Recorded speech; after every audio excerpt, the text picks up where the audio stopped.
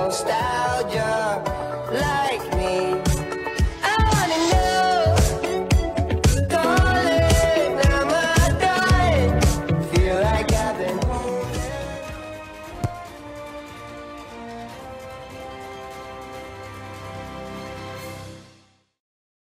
Ce pétillant Pau Clermont de milieu de tableau promettait à son vainqueur de se rapprocher des places qualificatives avant Noël. En cas de succès dans ce stade du Hameau fraîchement rénové et paré de vert et de blanc, la section pouvait doubler au classement son adversaire du jour. Le champion de France AC Mixte était lui toujours en quête d'un premier succès en déplacement cette saison, succès qui lui permettrait d'écarter ce concurrent du moment au classement. Durant ce premier acte, les Béarnais vont être plus fringants au sol et dans les airs.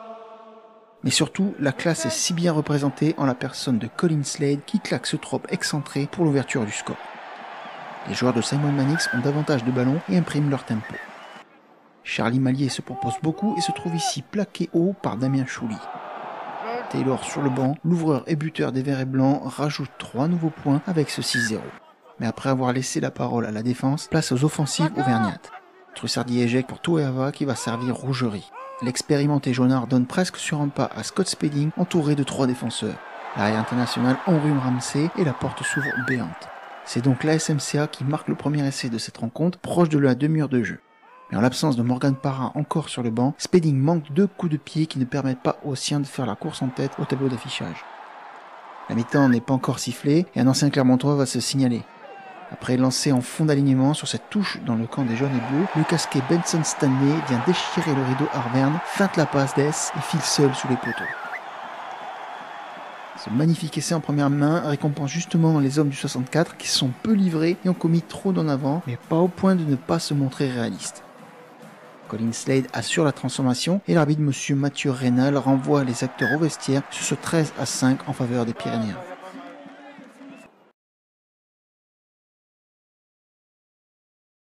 À la domination paloise dans le premier acte répond celle des AC Mixtes dans le deuxième. Mais face à l'énergie déployée, le mur vert et blanc ne se lézarde pas et Stephen Armitage est toujours aussi précieux dans le combat au sol. Son grattage efficace offre ses 3 nouveaux points à l'ancien All Black pour une marque qui grimpe à 16-15. Mais attention, Morgan Parra est entré en jeu et le rugby de Clermont va mieux. L'anglais Abendanon en profite pour s'échapper, repris de justesse par Thomas. Pereira est en soutien et échoue à quelques centimètres de la ligne. Alors que la sautée de Parra manque d'être interceptée, l'ouvreur Isaiah Toeava inscrit le deuxième essai de la SMCA qui relance tout. La mêlée venue de Place de Jaude domine et gagne des pénalités, tandis que l'expérience et la botte de Parra rassurent, comme sur cette transformation permettant ce 16-12.